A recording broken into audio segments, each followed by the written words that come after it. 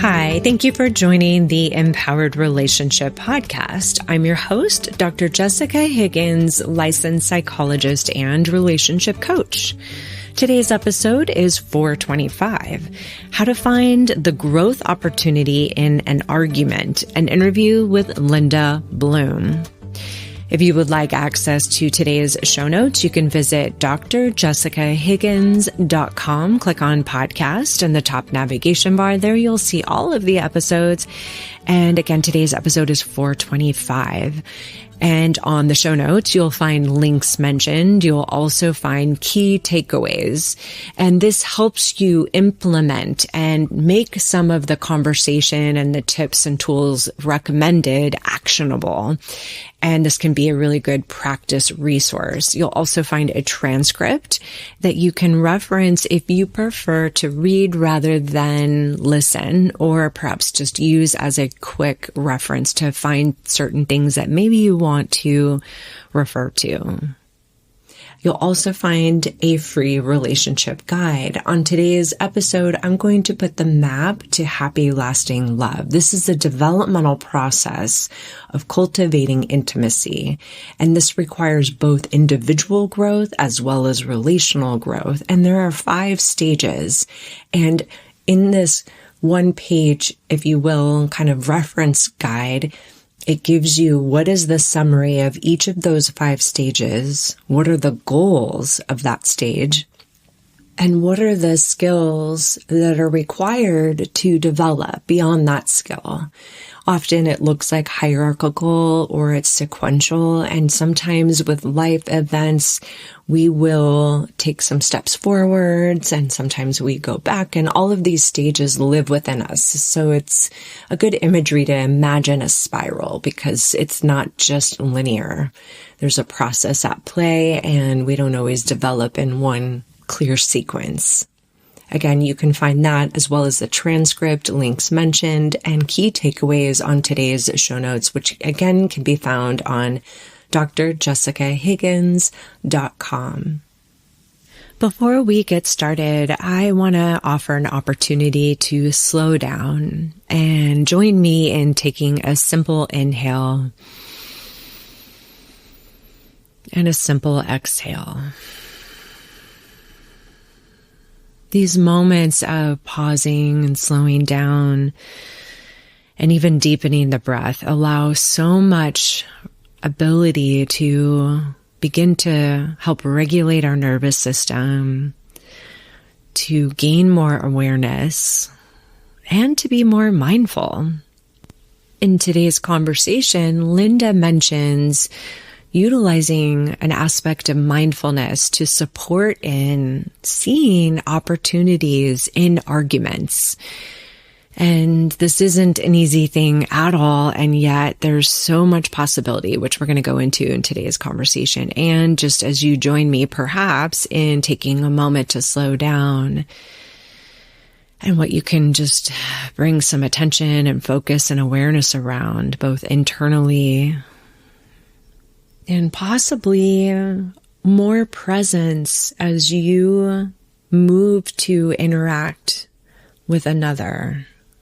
And here on the Empowered Relationship Podcast, the focus is primarily on intimate relationship, with the intention of helping you feel more supported and resourced as you negotiate these interactions with your significant other.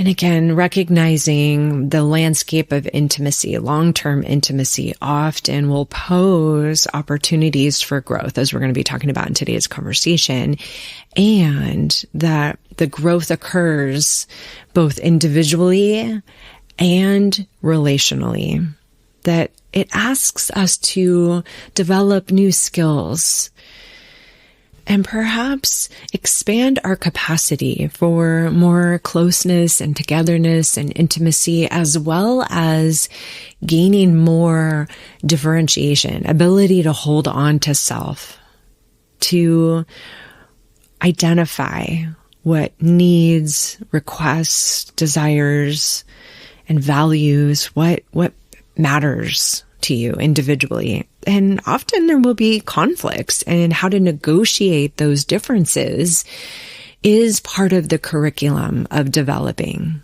again, both individually and relationally. You can find so many more resources again on drjessicahiggins.com.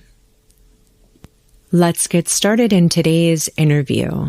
Linda Bloom, LCSW, is a psychotherapist and marriage counselor who teaches relationship workshops throughout the world. She and her husband, Charlie Bloom, are co-authors of the widely acclaimed book, 101 Things I Wish I Knew When I Got Married: Simple Lessons to Make Love Last. Secrets of Great Marriages, Real Truths from Real Couples About Lasting Love, and An End to Arguing, 101 Valuable Lessons for All Relationships, and more. Linda, thank you for joining us. I'm delighted to be here with you today. Yes, me too. And I remember you were a guest previously. So for people who missed that episode, I'll make sure to put that link on today's episode show notes. And today, I know you were interested in talking with us about the concept of ending an argument, or just ending arguing, period, in relationship.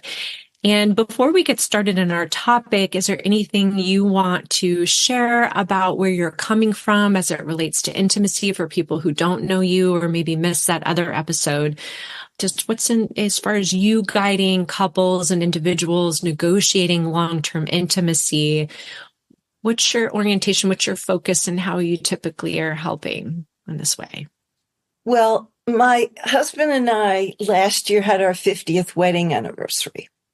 Congratulations. We had a fabulous celebration, and people flew in from the East Coast, and we had a recommitment ceremony, and it was really quite wonderful. Mm-hmm. It was a celebration of how far we've come.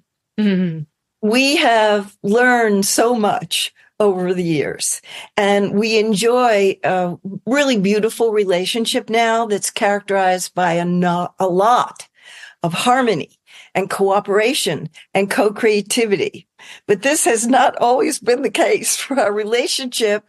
And when we started out, we were really pretty raw and young and green and didn't have good models in our family of origin. But we got good help. Mm. We had some therapists, workshop leaders, and spiritual teachers and friends who really helped us to learn the skills that we needed. And a signature strength of both my husband and myself is that we're hungry learners. Mm. We're committed learners. We did learn a lot. And so since we're in the field and it's our specialty to pass along all that we've learned about how to have an empowered relationship, a great relationship, it's really quite wonderful to be able to pass on what we've learned. And I'm a recovered hothead. My husband is recovered hothead. Our relationship was never, ever in danger of dying on the vine from boredom. But there was a time when we thought it may burn to death and just be overly crisp. We had some irreconcilable differences, some really basic value differences when our children were really small. And my husband worked a lot then. And I was not happy about it because we had made an agreement that we were going to have a partnership where we raised the children together and that we were going to mutually support each other's careers. And because his career was so demanding for some period of time, I had to put my career on hold. And I'm really a career woman, and I was not a happy camper to have to do that. And so that's when we were motivated, when we were in the fire, when we were motivated to learn how to handle differences well. And most of the couples who come to us have a lot of trouble with that. So it has empowered us to empower them about how to do it really gracefully. Well, just as you're describing some of these early beginnings that really helped you connect with the idea and all the framework and the principles and the deep work to use intimacy and relationship as an opportunity for growth. Both of you being in a growth mindset was really helpful. You also really sought support for leaders and guides and therapists and coach and friends and people that could offer some perspective. So being willing to take input and get support was really helpful. And also just recognizing your agreements. It sounded like while you had the agreement and intention to work together and share the domestic load, the parenting load to some degree, when it came to live practice, it was happening differently. And I think that happens for a lot of people, whether or not they don't explicitly get clear on their agreements, or they find themselves perpetuating things unconsciously and then recognize as they're living it that it's not working or that it's leading to this conflict. And sometimes we can only anticipate so much. And when we're in it, we can recognize the differences that seem insurmountable at times. And this was one of the things you're saying that was the big kind of alert and thing that helped you turn attention towards your relationship and how you were doing it. Is that right? That's exactly right. And it was comforting to find out that the happiest couples have plenty of differences. And they sometimes have some differences that are irreconcilable. Mm-hmm. But if you have many parts of your relationship that work for you, it offsets the part that doesn't. Like you can have 5 things that are really wonderful. You can have a great sexual relationship. You can both be devoted to your children. You can mutually support each other's careers. You can have spiritual practice in common. You can have your values, that any kind of values, being active politically, spiritual practice, but that will offset. The strengths will offset the parts where you do not agree, where you have different styles of being in the world. Some people process information differently. Some people really are very mental and cerebral about the way they process information. And some people are so heart-centered in their feelings. But it was so comforting to me to find that you can have differences. You just need to make a big space. Mm-hmm. The spaciousness, the respect for the differences, learning from the differences is so essential. My husband is quite introverted. He needs a lot of time alone. When he's stressed, he needs to go inside. He's very introspective. He needs to be behind a closed door, maybe go off on retreat alone. I used to take that so personally and feel rejected. I feel sorry for myself. Too bad he doesn't love me very much. Because I'm so extremely extroverted, I've got a list of 20 people that I call and reach out to if I'm troubled by something, if I'm confused, if I'm challenged. I need to talk about it because I figure out what I want to do, how I'm feeling about it, and what my options are while I'm talking. Mm-hmm. And he has stretched into my world. God bless him.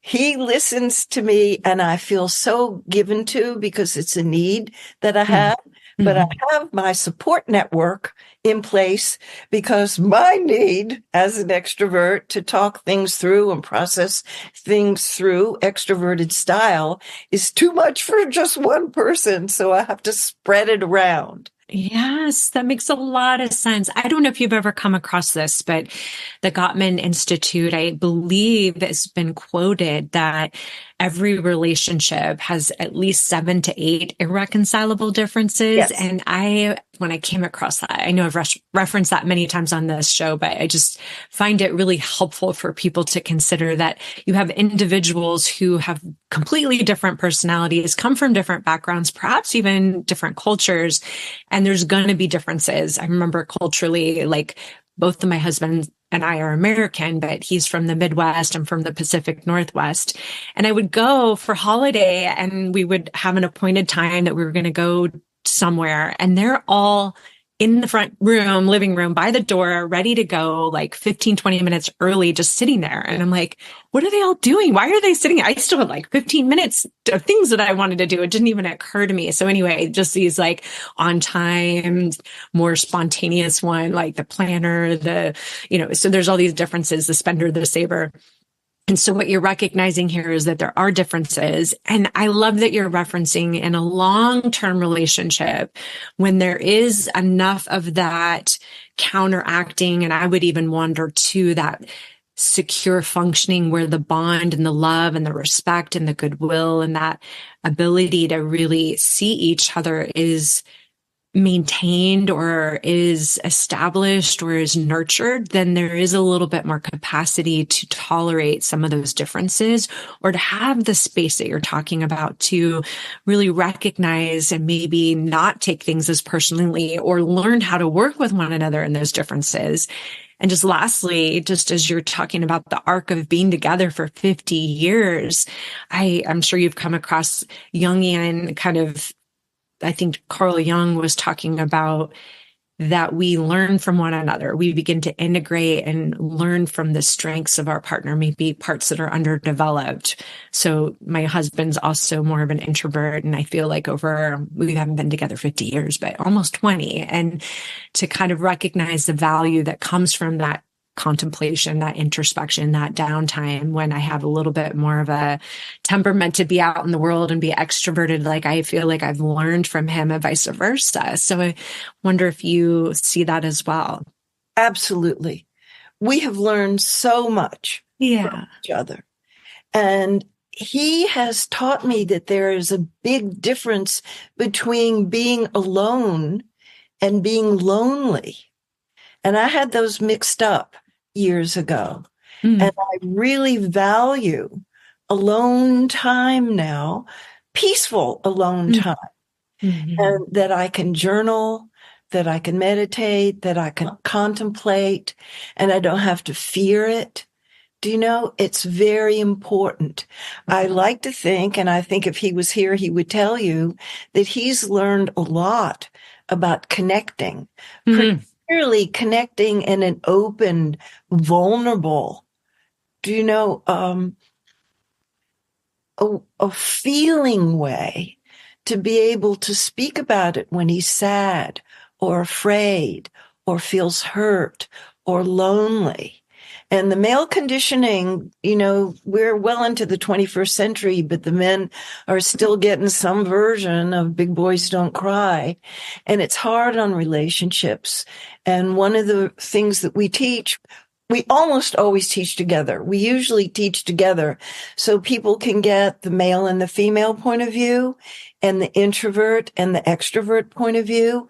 And they can get Mr. Spontaneity and Ms. Form and structure and planning and to see that you can be very different. But if you bring curiosity and wonder, you can learn from each other and it enhances your relationship. And you mentioned John and Julie Gottman.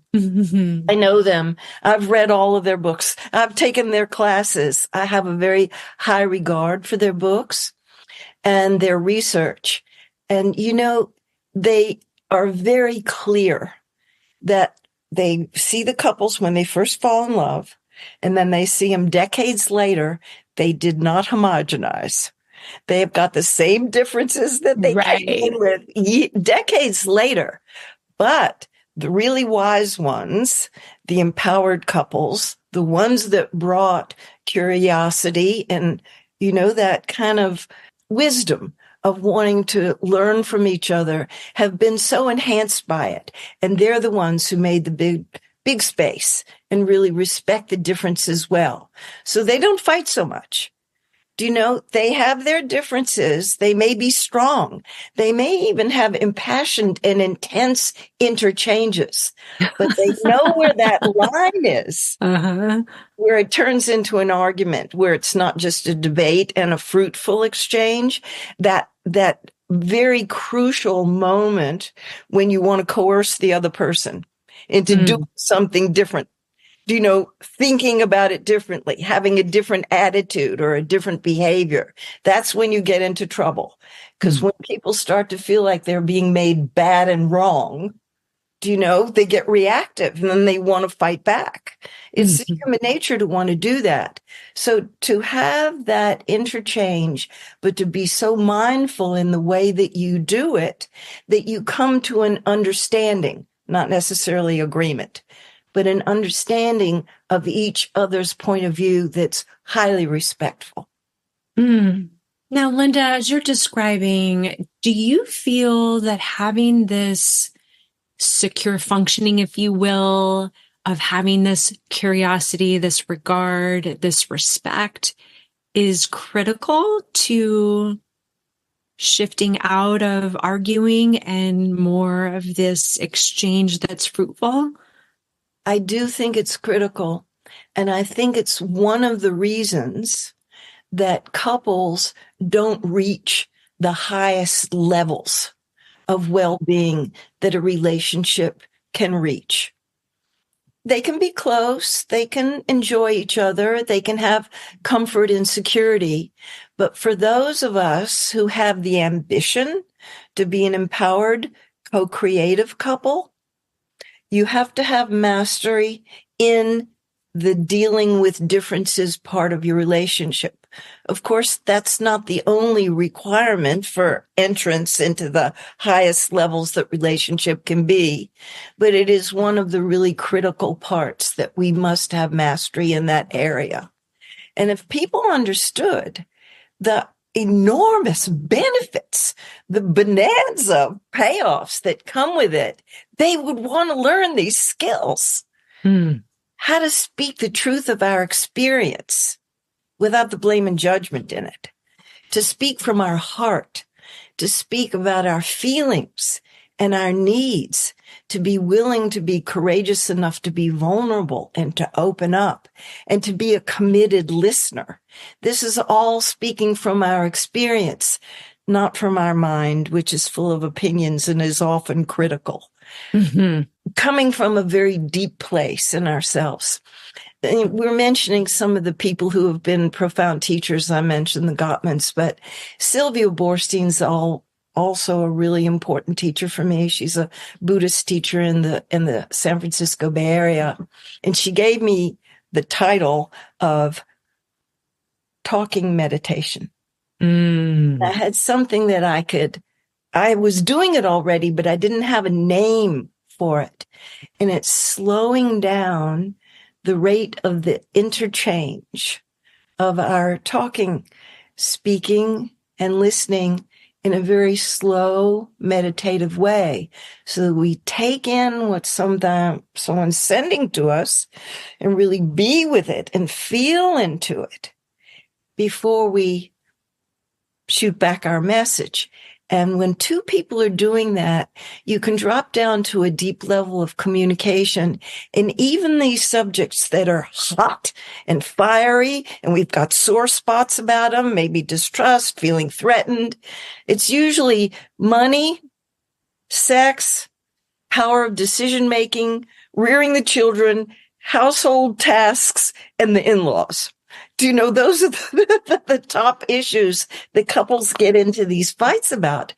But if you can slow down and you use those difficult, challenging subjects to really deeply listen to each other and why this gets inflamed and why it's scary and why we get defensive and why we want to run away and why we want to say, I don't want to talk about it, and why we raise our voice and interrupt. There's so much gold in there. Those breakdowns, they're just growth waiting to happen. Thank you. Yes. And if I'm understanding and resonating with what you're describing, that these conflicts can be initiation, or even sometimes might call curriculum for our developing as a couple and individually. So as an individual in relationship, the growth that can occur when we're entering into that, working together to resolve the conflict, being in the talking meditation, that's going to grow ourselves individually. And then as a couple, we're growing together, that initiation or that initiative, that can be the source of developing, engaging in that curriculum, if you will. And what we typically do, whether or not we haven't been modeled good structure, we've had trauma that we will avoid or will come in blazing, like you're talking about. It's too threatening. We have to kind of really persuade or influence or all these strategies to make the other wrong, that this is our systems getting hijacked, or we're feeling that compelled to engage in certain ways that typically either perpetuate the trauma or perhaps keep the no-go zone and the restriction, and that we can't further the dynamic because we were saying, no, we're not going to go there. Am I hearing you? You're exactly right. People get to that really tender place, and they're afraid. They tense up. They may not be naming it as fear. Mm-hmm. They want to quit. The only part of the brain that's working when you're really emotionally overwrought is the primitive brain, the reptilian brain. It only knows fight, flight, or freeze. When people learn how to regulate their emotions and calm themselves down, sometimes they need to take a few breaths. Sometimes they need longer than just a few breaths. They need to take a longer break, half hour, an hour, a few hours, not days or weeks. But when they learn to regulate their emotions, then they don't just have the reptilian brain operating. They have the neocortex working for them. That's the most evolved part of the brain. That's the part that sees lots of options. That's where the curiosity and wonder comes in. The patience, the committed listening about, why is this topic so inflamed for you? What did I trigger in you? Why is this topic so inflamed for me? Yeah. What got triggered for me? And that's the real important conversation. Sometimes people quit too early before dig down deep enough to understand. And I love this phrase that's commonplace in the therapeutic community. If it's hysterical, it's historical. Mm-hmm. If you're really amped up emotionally and you're just wild, out of your mind, that you're feeling so threatened and you're enraged, it's probably something very old. Mm-hmm. And a relationship's great for bringing that up to the surface where you can deal with it. But if you bring that spirit of curiosity, is what is it from my past? Did people intrude on your boundaries? Were you ignored? Were you abandoned? Were you trivialized? Were you treated with less value? Were you compared to your sibling? Were you threatened? There's so many sore spots that we bring. Our parents did the best they could. They really wanted to get us off on a good start. But sometimes they wounded us and they failed us. And we brought this all into our adult relationships. And that's a great opportunity. Another friggin' growth opportunity, AFGO. Work it some more. Do you know about why do we keep coming back to this? Because there's a level of understanding that we have not gained yet about why this place is sore. So it sounds like just one of the initial tips or tools that I'm hearing you encourage is that if there's a heat or a charge or an escalation in the interaction, that could there be the wondering as to what is triggering this? What is fueling this? Can we pause and slow down, take a few breaths, maybe even a few more breaths and moments to get that ground? It's almost that ground to be able to move from, to have a different experience. Because if we keep approaching the interaction from that escalated reactionary place, and we're going to likely do what we've always done and kind of get the result we've always gotten, which is either further conflict or disconnection.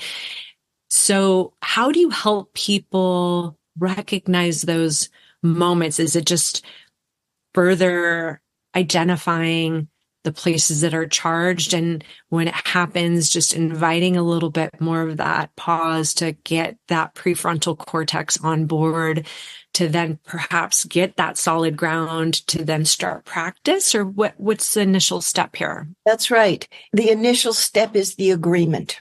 Mm. That you make an agreement that when we get to those places, we start getting overheated. Uh-huh. We're making a commitment, like a holy vow, that we're going to investigate what in the world is going on here that we keep coming back to this place. We want to understand what gets triggered here. Now, this is predicated on taking a very high level of responsibility to meet that commitment, because it's so obvious what the other person's doing and not doing and saying and not saying that's triggering us. Okay. Do you know? And we can feel like a pathetic victim of the other person. But if we start to not think in terms of victims and perpetrators, and think in terms of co-conspirators. Yes, that's what I was wondering, of like how to see your partner as an ally here. That's right. That we both have a part to play. Now, it's not so neat. It's not even, Stephen, that it's 50-50. Sometimes it's 60-40, it's 70-30, 80-20. It could be 90-10. But we both have complicity when there is some kind of a breakdown. And when we get so inflamed and we're so triggered that we're not thinking straight and we say and do things that are unskillful, we make an agreement, steadfast, firm agreement. We're going to stay engaged in a dialogue no matter what it takes, no matter how courageous and vulnerable we need to be, no matter how patient and persistent we need to be, no matter how creative, if we need to get help because we keep hitting the same blind alley, you know, that we'll ask for professional help or clergy or a friend. If some people have a wise relative, they can go to grandma, granddaddy, or aunt or uncle or parent. And some people have family of choice, you know, that they're not literally related to them, but they know somebody who's really wise. Doesn't always have to be a paid professional person, but to be willing to go outside the system if you keep coming up against the same difficult place. To get another point of view, we live in a culture that doesn't really honor intimate relating. Do you know, it's a very materialistic culture, and success is defined with money and status and power and not the depth of your intimate relationships. And it breaks my heart that most of the people who get divorced haven't even gone for one counseling session. What a shame. Because sometimes if you can be willing to allow your difficulties to be seen, and everybody's challenged more or less, and not pretend that you've got it all together, you can get a different point of view, which could help you to break the impasse. And that can make all the difference. I think we need to train our friends about how to support us, that we don't go complaining to them and they say, oh, my husband does the same thing. No, help me see how I get in my own way. Am I contributing to this difficulty that we keep cycling through this over and over and over again? Because sometimes our friends, if we give them an engraved invitation to confront us, they can help us see what's not so obvious to us about us. And they can get us out of that victim mentality. Because once you get out of feeling victimized by the other person and you locate the power within yourself, that's where our real power is, to make changes. The way we dance with our partner, they have to dance differently with us. We're not doing the same old steps anymore. Exactly. And with this firm, steadfast agreement, I wonder if people, it's a learning curve to know when they're in the more primal amygdala part of their brain and that reactive part, or if they're in that very prefrontal kind of ability to be creative and see emotion and be grounded and regulated enough. I know it's not either or. How do you help people? Because if they're saying, yes, I'm going to stay with this no matter how long it takes, but they're triggered and activated, likely that's not going to be fruitful, to your point. How do you help people discern when they're in that place or when they're not in that place? It's the mindfulness practice of tuning in. Mm. When you tune in to your body and you feel your chest is tight, you feel your jaws clenched when you're tense and you're tight and you hear grumbling in your mind. Yeah, they're doing it again. You start to notice, I am not in a place of empowerment right now. Mm-hmm. Losing energy. I'm losing influence. I'm losing power. I need to take care of myself. I need to use auto-suggestion. I need to say the words that will help me to realize that I'm going to get through this. We've had difficulties before. We got through it. There are people available who can help me. I don't have to hold the world up by myself, to settle ourselves down. And it's a felt sense, but you need to tune into your body. And then you start to know when you're more at ease and when you're open. Mm-hmm. You're defended and you're ready to battle them. Mm-hmm. And to keep putting the emphasis on the accent on opening Mm-hmm. and revealing rather than concealing, and expressing rather than repressing, and opening up rather than closing. Mm-hmm. That is the key. And if people feel that it's too dangerous to do that, they need to report out to their partner what it is that would help them to feel safer and more secure so they can open up.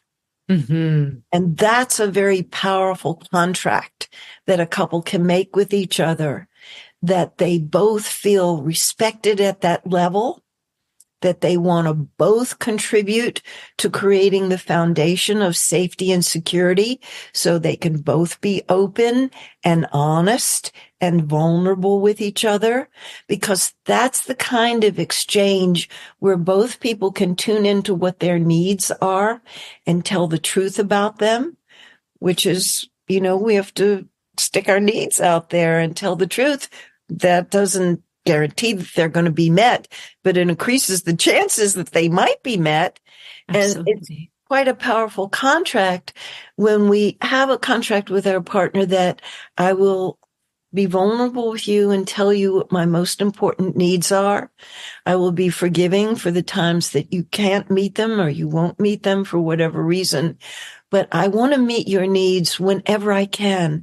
And I hope that you love me and care about me and respect me enough that you want to meet mine too. And I want us to both feel safe to be able to reveal what our needs are and to negotiate for them. Mm-hmm. Yes. Okay. So to the question around discernment around when we're able to engage in a new interaction, the fruitful, the talking meditation and the way that you're describing here, that the awareness of the body, right? You mentioned the fight, flight, or freeze, and just noticing the bodily cues if the heart is racing or the jaw is clenched like you're describing, or if we feel really disconnected and shut down. Those are good indicators around our capacity or our ability. And you're talking about these agreements and really being clear in the intention and what we're in service of. Can you give some examples of that? I mean, one simple one, oftentimes couples, to this point about being escalated, dysregulated, and then getting back into resolving something instead of just sweeping it under the rug, like perhaps taking a 15-minute kind of walk or doing something to take those breaths or get regulated and then revisit.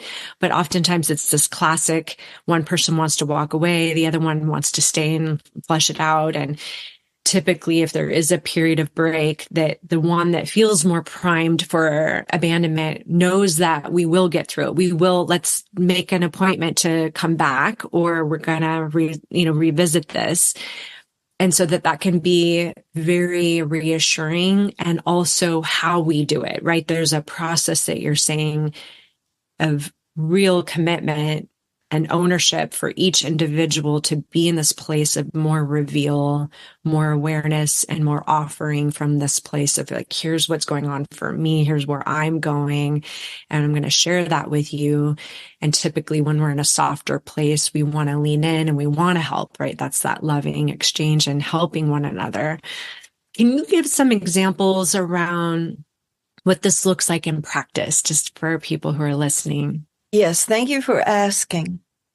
The mighty tool of intention is so powerful that when you do a little preliminary work yourself, before you rush into the exchange, that you're very polite. Is this a good time to talk? Rather than just blurting the topic out. Mm-hmm. That's respectful, and it invites cooperation. Mm-hmm. And if they say yes, then you announce your intention. I used to call this introductory remarks years ago. I sometimes still refer to it as introductory remarks. It sounds something like, I have something laying heavy on my heart. I really want to talk to you about it. I am not here to criticize you. I just want you to know that I love you so much, and I don't want anything laying between us. I want the channel open and clear. And it's because I want the greatest possible relationship that I'm bringing this up. So I sandwich it at the beginning with something very positive, sincere. Mm-hmm. And then I talk about the thing that's bothering me. And then I end with the sandwich on the other side about, thank you for listening. It means so much to me that you were willing to hear me and what's bothering me. So I can't say enough about how mighty intention is. Mm. It has to be sincere, no BS. It has to be sincere for it to work, because the person will feel it if you're buttering them up, or, there's any manipulation in it. So the intention, the invitation, one of the things that's in our book, An End to Arguing, people love this chapter. It's called The Most Underutilized Tool in the Toolbox. The most underutilized tool in the toolbox is the timeout. And having the agreement in place before you get into the topic is important. If anybody gets overheated, they get to have a timeout. Shorter is better. And always with an agreement to come back to the topic. Don't let it go underground. Mm-hmm. That's an agreement that's very supportive of having a productive interchange. And one of the things that I'm always talking to my couples about that I work with is how extraordinarily important it is to be a champion of repair. Mm. We need to make a sincere, thorough apology when we screw up. If you mess up, fess up. Mm. It's embarrassing, but if you do make a misstep, take responsibility for it. Mm-hmm. If you feel that you are in need of forgiveness, ask, are you willing to forgive me? I realize I had a cutting tone on my voice. I'd like to do that over. Could I begin again and do a do-over? Mm-hmm. And making amends. I realize I've been working so much. I've been so preoccupied with the kids. I've been so preoccupied with my new job. I feel I've neglected you. I'm so sorry. I hope you forgive me. And I don't want you to think that this is an empty apology. I'm going to make it up to you and make amends. So I want to sweep you off your feet and take you away from it all. And let's go to the beach this weekend. Do you realize there's so much power in taking that level of responsibility and showing our care in very tangible ways, the ways they want to be loved. I'm very, very appreciative of Gary Chapman's book, The Five Love Languages, because he really nails it. That's the most popular relationship book, Gary Chapman's book, because it's a little jewel. And he talks about some people. I'm touchaholic. I got the maximum amount of points you can get for touch. And some people it's words of affirmation, and some people, it's acts of service. And for others, it's how they spend their quality time. I got no points for gifts. Neither nor I got any points for gifts. But some people, that's important to them. Mm-hmm. And we must know our love language and be willing to remind our partner that it may be very different than their love language, because we tend to give the way we like to receive, but their language may be different. Well, my husband's not as touchaholic as I am, but God bless him, he stretches into my world and cuddles me and caresses me a lot. But he is much more appreciative of acts of service, and he likes words of affirmation too. But everybody's different. This goes so far, heading off trouble at the pass. When people feel loved, they're not so irritable. Maybe the chronic issue is flaring up again, but you have more goodwill about it because you feel like you're getting lots of love.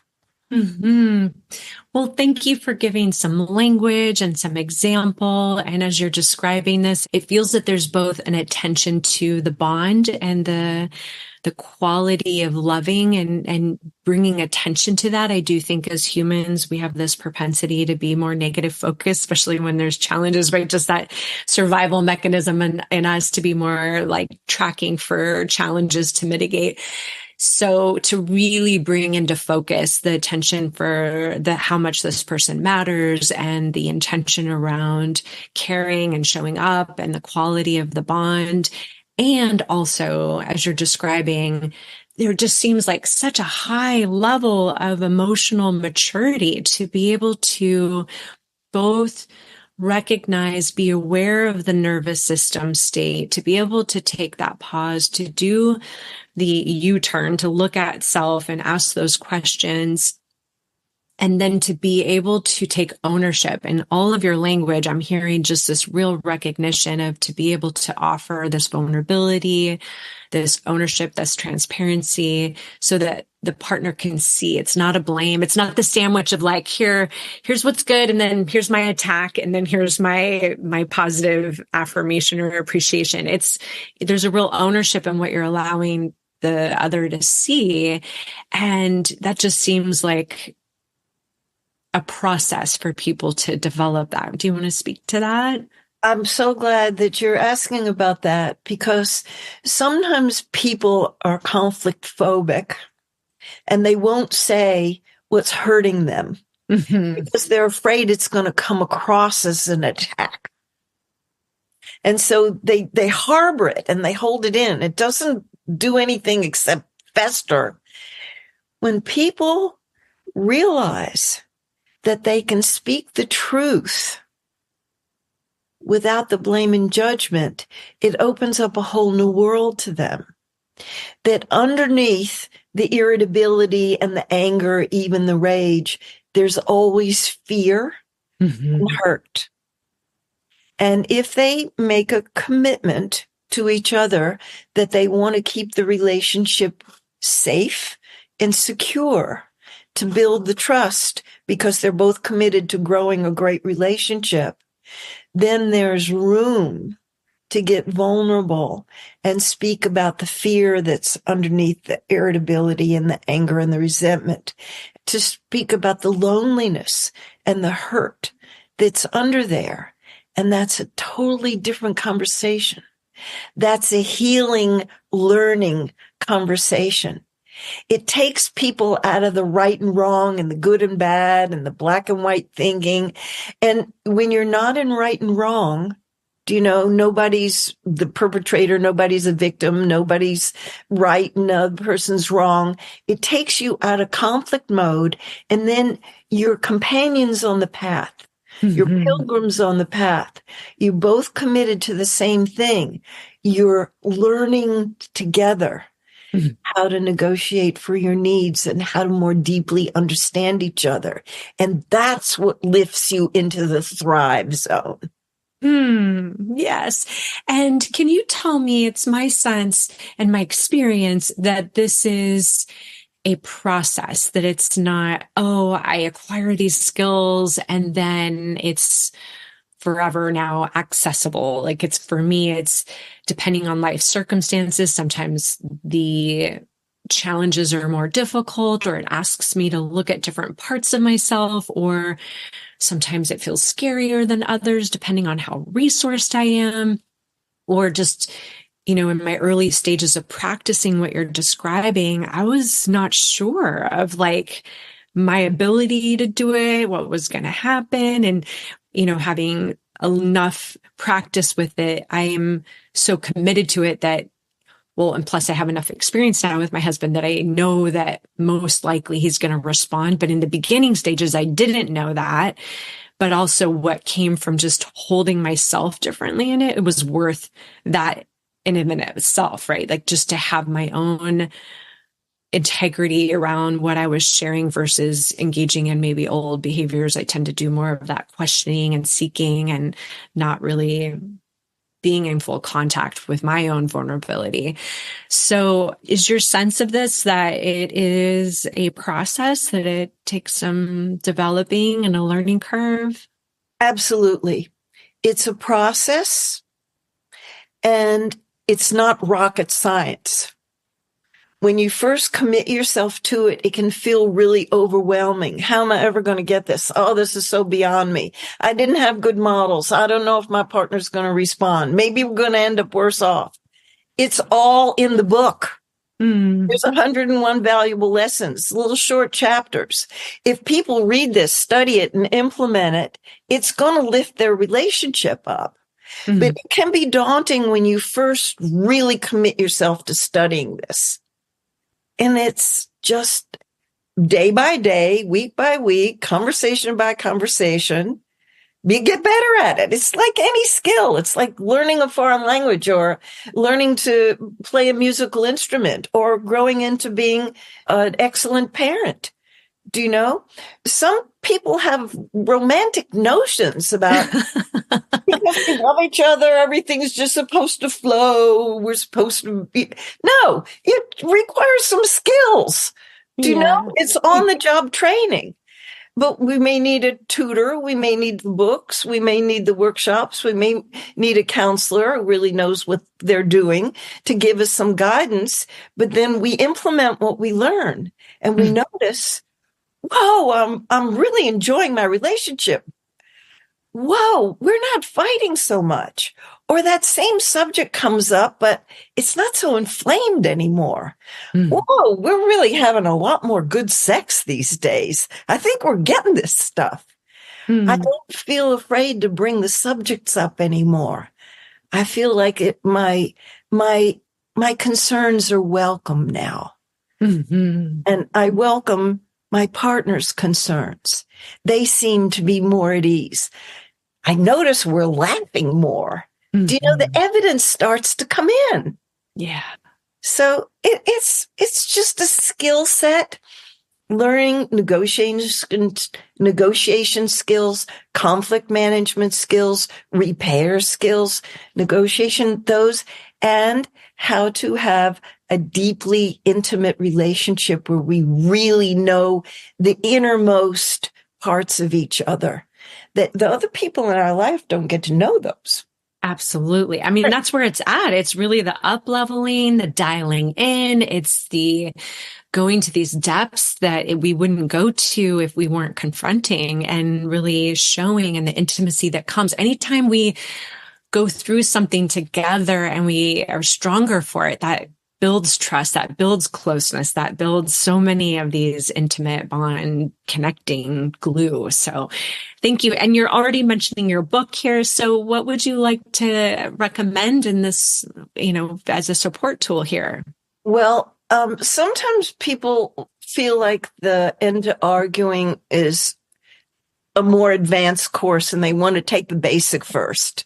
And I just tell people, get our first book, 101 Things I Wish I Knew When I Got Married, because it's nice and basic and platform. And when you start to implement some of the things that you learn there, then you can go on to some of our other books, Secrets of Great Relationships and the End to Arguing. But I also like to encourage people to take a workshop.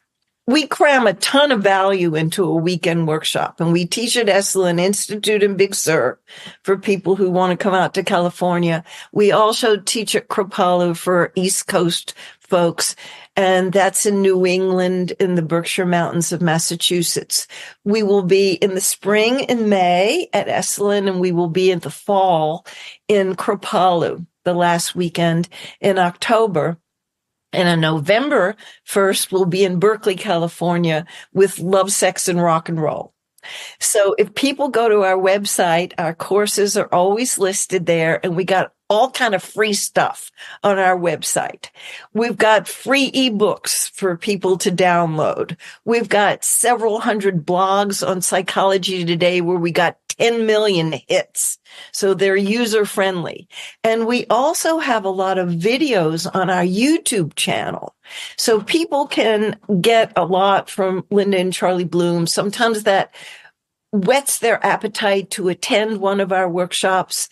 And that's one of those gifts that keeps on giving, because it filters down in the generations. When we give our kids the great gift of a model of an exemplary relationship, really happy couple that commits and brings out the best in each other, that's hitting the jackpot in my book. Absolutely. Well, I'll make sure to have all of these links on today's show notes. And Linda, thank you for sharing with us here today. I imagine people will be interested in getting one of your books, if not all of them, and also maybe even engaging in a workshop and going deeper with these principles. So thank you again. Well, thank you for having me, and thank you for your very juicy questions. You're welcome. You're welcome. Thank you for listening to today's episode, again with Linda Bloom. If you would like to access the show notes, links mentioned, key takeaways, a transcript, you can find all of that at drjessicahiggins.com. Click on podcast and you'll find today's episode, again, 425. It's an honor and a privilege to spend this time with you. Thank you again for your listenership. And until next time, I hope you take great care